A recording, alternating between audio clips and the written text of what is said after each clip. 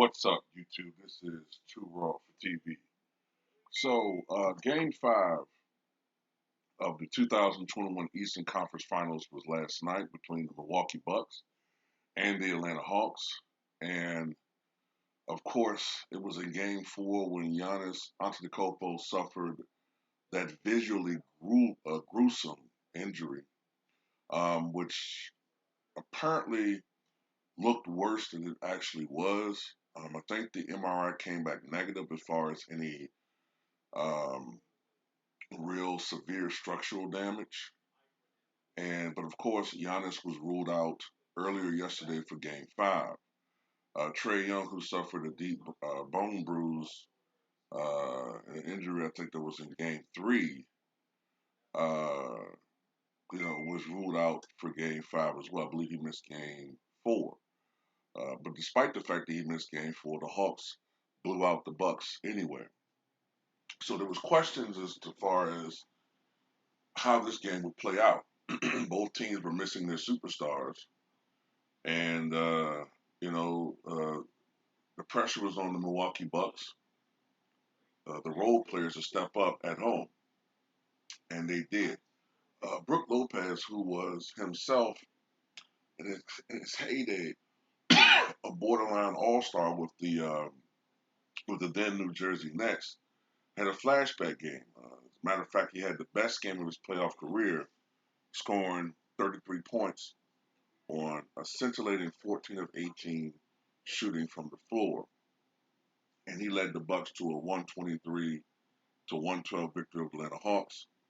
Um, the Bucks pretty much controlled the entire game. At some points of the game, they were up by as many as 20 points, but the Hawks kept it close due to their outside shooting, led by Bojan Bojanovic, who had a playoff career high of his own of 28 points, hitting 7 of 16 from three-point range. But most of them, Herter, um, Lou Williams, Gallinari, all those guys got into the act as far as scoring and shooting from downtown, which is their forte. Three-point shooting is the Hawks' forte. Lou Williams, due to the fact that Trey Young didn't play, had increased minutes. Most of the players had increased minutes, so of course their production was increased. Lou Williams had 17 points and 5 assists. Gallinari had 19. Collins had 19 points and 8 rebounds, and Herter had 8 points himself. For the Milwaukee Bucks, in his first start ever, I believe, for the Bucks, going back into the regular season, Bobby Portis had 22 points, which was a playoff career high for him, hitting 9 of 20 from the floor and providing energy and toughness. PJ Tucker had 5 points, but more importantly, 11 rebounds. Chris Middleton had 26 points and 13 rebounds. Brook Lopez, along with their 33 points, also had 7 boards. And Drew Holiday had 25 points, 6 rebounds, and 13 assists. Pat Connaughton chipped in with 9. Forbes had 3.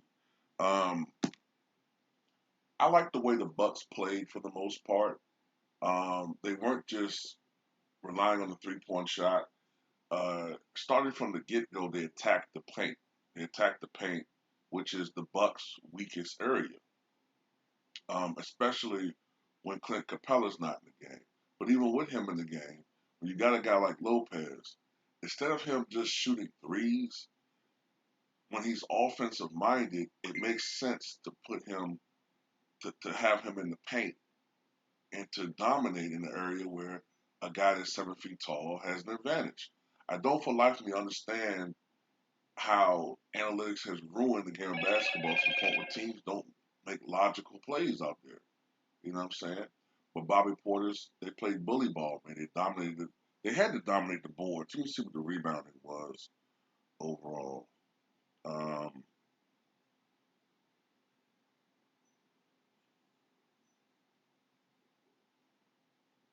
47 to 40. I think the Hawks caught up a little bit in boards toward the end, but the Bucks had a 47 to 40 edge on the boards. But the key thing is this: to counter the fact that the Atlanta Hawks made 15 threes. The Bucks scored 66 points in the paint. They outscored the Hawks in the paint by 30 points. And that was key to the game. You know, the Hawks made a little push at the end, but it was a little bit too late.